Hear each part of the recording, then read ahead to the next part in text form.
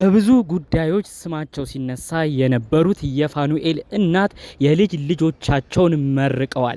ከዚህ በፊት በነበሩ በፋኒና ሳምሪ ጉዳይ ብዙ ወቀሳ ከሳምሪ እንዲሁም ደግሞ ይበልጥ ከእናቷ ጂጂኪያ ብዙ ጉዳዮች ላይ ስማቸው እየተነሳ እንዲሁም የልጃቸው የሴት ልጃቸው ስም እየተነሳ የፋኑኤል እህትና እናቱ ከባድ ናቸው እየተባለ ብዙ ነገር ሲወቀሱ ነበር። አጠቃላይ ለእንደዚህ አይነት ጉዳይ ምንም አይነት መልስ የሰጡት ነገር አልነበረም። በወቅቱ ምንም አይነት ነገር ሚዲያ መተው አልተመላለሱም።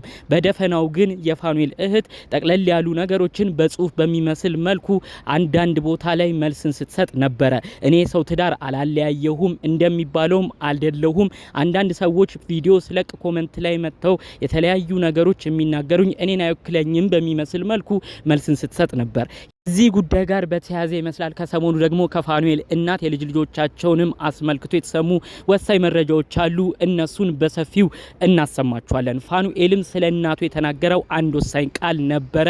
እሱንም አሰማለሁ። በተለይ በብዙ ወቀሳ እየተወቀሱበት የነበረውን እናቱን አስመልክቶ ከእንግዲህ እኔ እናቴን እክሳለሁኝ፣ እንደውም እስከዛሬ ምንም አላረኩላትም ነበር፣ ስሜ የጠፋው ለእናቱ ነው የሚረዳው፣ ለቤተሰቦቹ ነው ገንዘቡን የሚያፈሰው የተባለውም ውሸት ነው፣ እንግዲህ እንደውም ቤተሰቦቼን መርዳት አለብኝ ብሎ ወሳኝ ነጥብና መረጃንም አሰምቷል። ሁሉንም በዝርዝር እናሰማችኋለን። ሰላም ጤና ይስጥልን ውድ የሀገሬ ልጆች፣ በያላችሁበት ሰላማችሁ ይብዛልኝ። ዛሬም አዳዲስ በሆኑ ጉዳዮች ብቅ ብለናል። ለዚህ ቻናል አዲስ ከሆናችሁ ሰብስክራይብ በማድረግ ሁሌ የምንለቃቸው ቪዲዮዎች እንዲደርሱ ይሁን።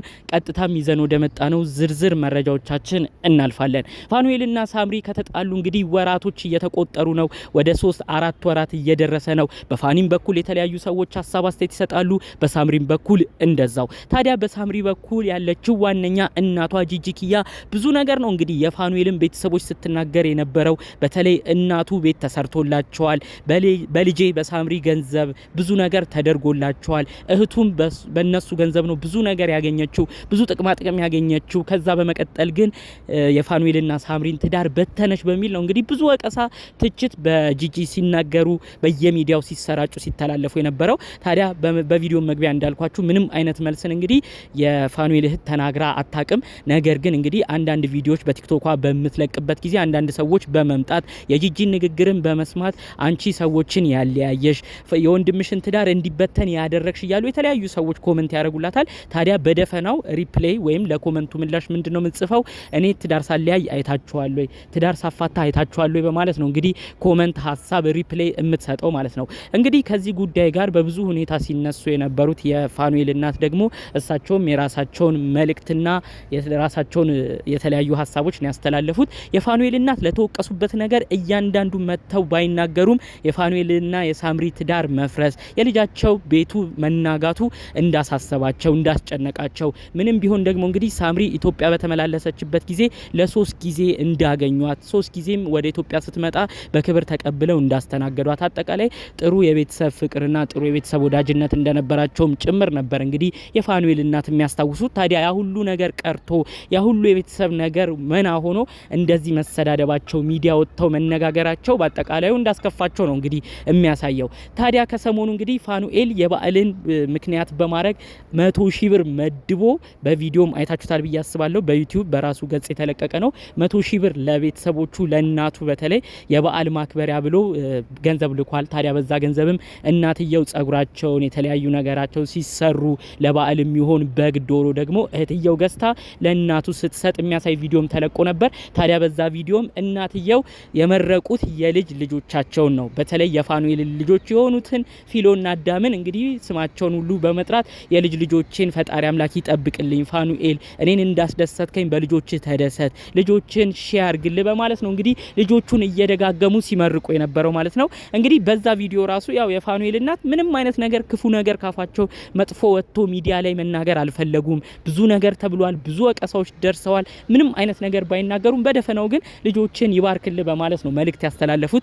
ምንም ቢሆን የልጃቸው ትዳር መፍታት ከሳምሪ ጋር ያለው ሁኔታም ደግሞ እንደዚህ መሆኑ ቢያስከፋቸውም ያንን ሁሉ ነገር ችለው ግን ፋኑኤል እንግዲህ ልጆቹ እንዲባረኩለት ነው በአጠቃላዩ ተናግረው ያለፉት። ሌላ ጉዳይ ውስጥ መግባት አልፈለጉም ማለት ነው። ፋኑኤል ደጋግሞ የተናገረው አንድ ወሳኝ ነጥብ አለ። እኔ ብዙ ወቀሳ ብዙ ትችት ትችት እየደረሰብኝ የሚገኘው ለእናቱ ብዙ ነገር አድርጓል፣ ለቤተሰቦቹ ብዙ ነገር አድርጓል፣ ከትዳሩ ከቤቱ እየቀነሰ ብዙ ነገር አድርጓል ነው የተባልኩት። እኔ ግን በትዳሬ ሰዓት ምንም የሚያረኩት ነገር አልነበረም። የእናቴን ቤት ያሰራነውም በስፖንሰሮች ነበረ። እኔና እሷም ቪዲዮ ለቀን ቤታው ተመረቀ ብለን በዩቲዩብ ያጋራነው ቪዲዮ ራሱ ብዙ ገንዘብ ነበር ያመጣው። ስለዚህ እዛ ያወጣነውን ጥቃቅን ወጪ ሁሉ ሸፍኗል።